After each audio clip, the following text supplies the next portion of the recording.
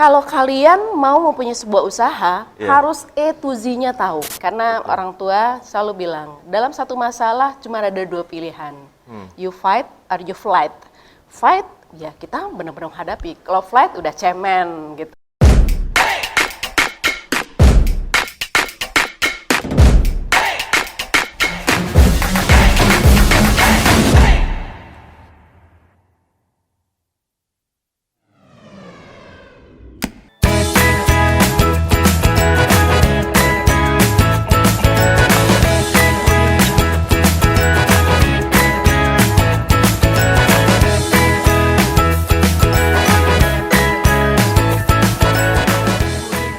Hai Classy People, apa kabar? Assalamualaikum warahmatullahi wabarakatuh. Kita bertemu lagi di Manajemen Praktis with Iskandar Z. Lubis. Just make it simple. Seperti biasa, tim Manajemen Praktis mengundang seorang praktisi manajemen, seorang pelaku usaha, dan kita akan coba konfirmasi apa saja yang kita didiskusikan di episode awal Manajemen Praktis. Kali ini kita mengundang seorang ibu yang luar biasa, ya. Tapi saya udah terbiasa manggilnya Mbak. Iya ya, Pak Is ya. Oke, seorang ibu yang luar biasa, Mbak Nina Musbar. Beliau seorang wakil direktur dari sebuah rumah sakit yang sangat legendaris di Padang, ya. Sudah berapa tahun, Mbak?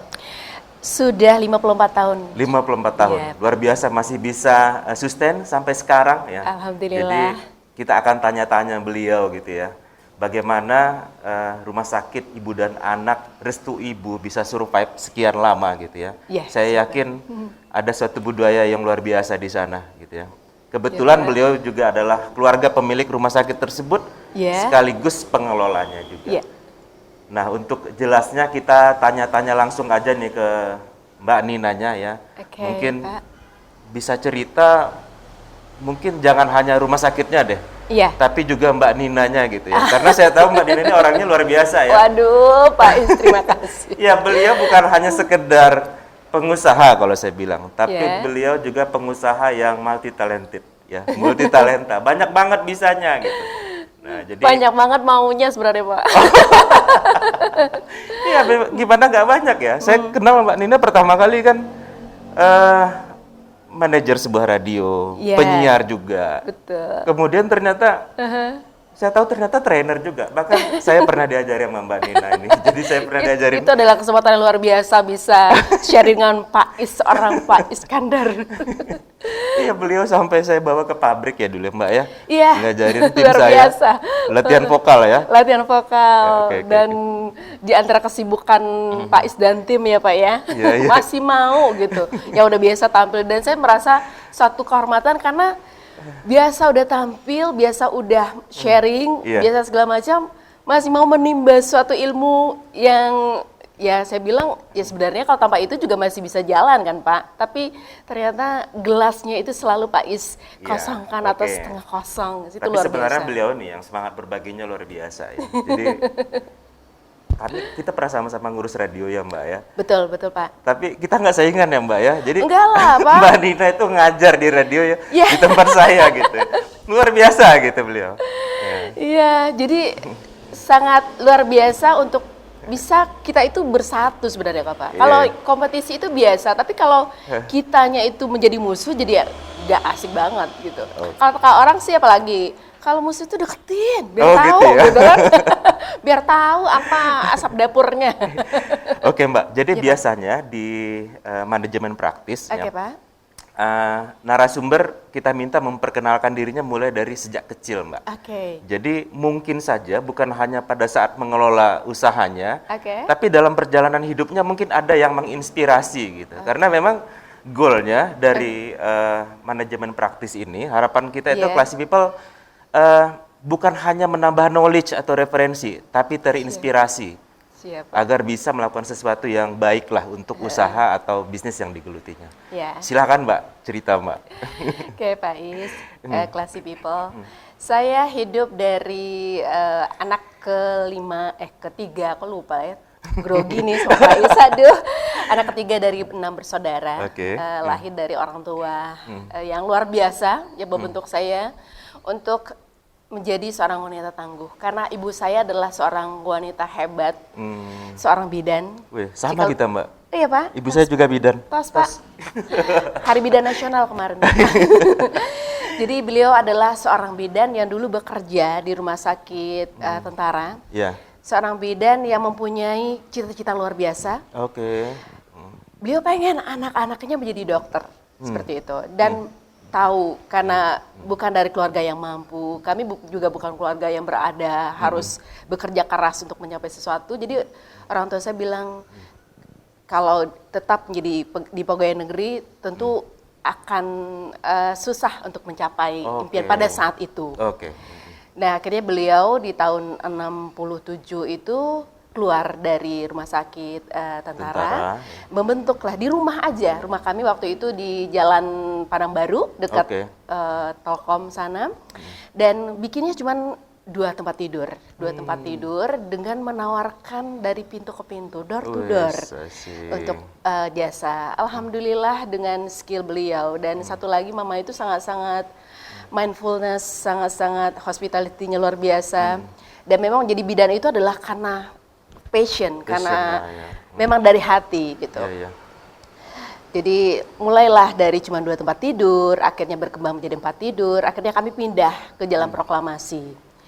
Disitulah dibangun rumah bersalin dengan 1 orang asisten, tapi beliau itu dari mulai masak, ke pasar, pasiennya segala macam itu beliau gitu. Jabatan rangkap ya? Merangkap, karena beliau selalu bilang ke anak-anak, kalau kalian mau mempunyai sebuah usaha, harus A to Z-nya tahu. Karena jangan cuma memberikan perintah, tapi nggak bisa apa-apa, hancur deh itu usaha. Dan alhamdulillah itu kita terapkan banget gitu. Nah kemudian dari rumah sakit ibu dan rumah bersalin itu, mama saya lihat itu adalah tidur 2 jam aja itu adalah sesuatu yang luar biasa. Dari subuh ke subuh udah biasa. Kalau dulu kan memang melahirkan itu benar-benar ditungguin. Mungkin kalau ada ya yang pernah sama mama atau ditangani itu, beliau selalu tahu perlu mental yang luar biasa untuk seorang ibu pada waktu melahirkan. Jadi ditenangkanlah mulai dari dipegangin perutnya, terus nyanyi-nyanyi, dan itu terus sampai terakhir itu sebelum COVID. Mama itu karena COVID kita memang tidak membolehkan lagi untuk berada di rumah sakit.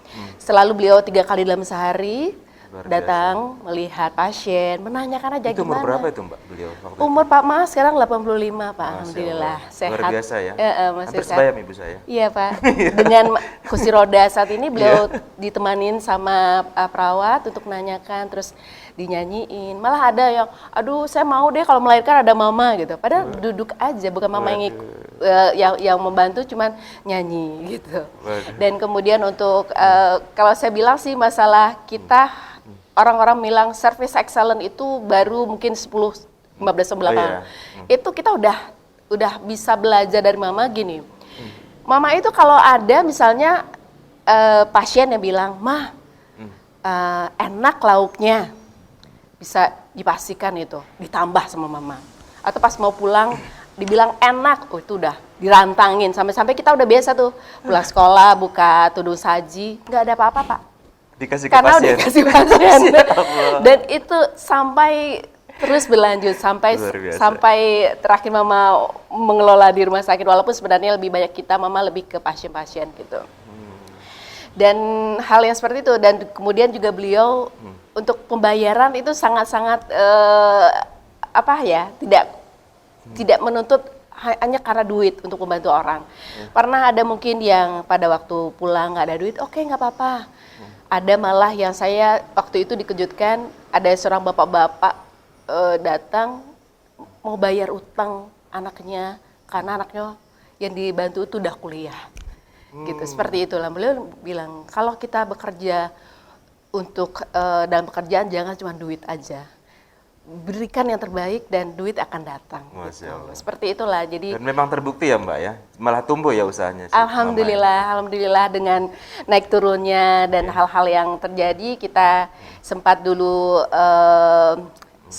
mengalami satu masalah, dan kemudian sempat kemudian bangkit lagi. Karena orang tua selalu bilang, dalam satu masalah cuma ada 2 pilihan. You fight or you flight. Fight, ya kita benar-benar menghadapi. Kalau flight udah cemen gitu, menghindari masalah. Dan alhamdulillah jiwa-jiwa yang seperti itu tertanam di kita anak-anak beliau. Anak-anak, gitu. ya. Generasi kedua ya.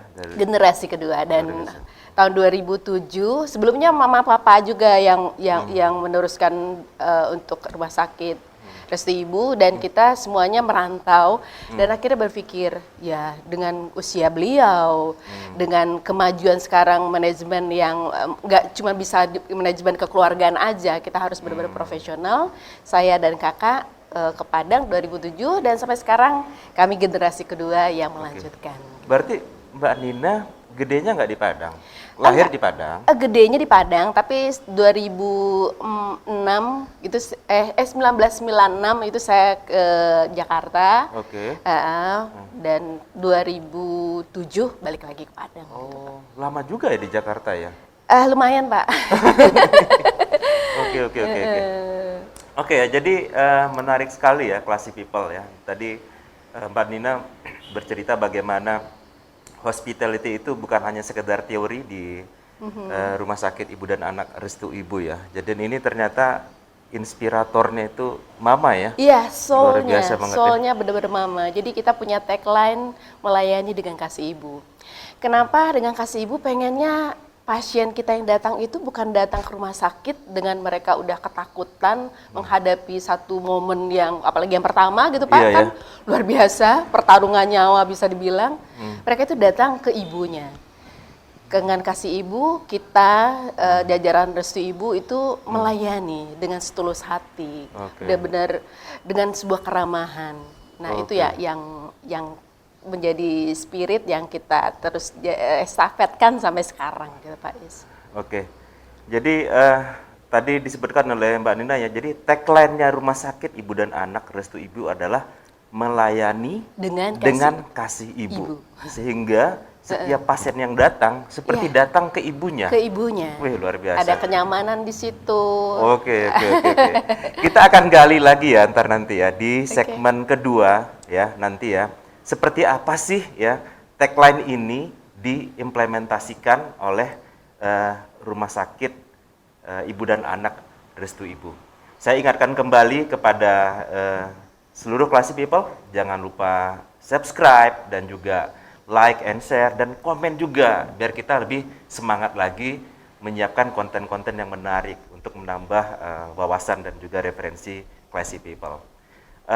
Saya tadi lupa menyampaikan ya, kita sekarang ini ya tappingnya ini di lantai atas kafe ya. Ini lantai atas kafe ini adalah kafe yang terkenal di Padang ya, di Jalan Kampung Nias ya. Jadi bagi yang ingin nyantai ya, pengen ngobrol-ngobrol santai di suasana yang asik di lantai 2 ini ya, bisa datang ke lantai atas kafe Jalan Kampung Nias. Oke, pantau terus manajemen praktis with Iskandar Z Lubis. Just make it simple. Sesuatu yang baik itu, sesuatu yang nyampe di hati itu kita berikan dengan hati, nyampainya di hati, dan itu akan mempunyai apa sih Pak? Kontinuitas. Gitu.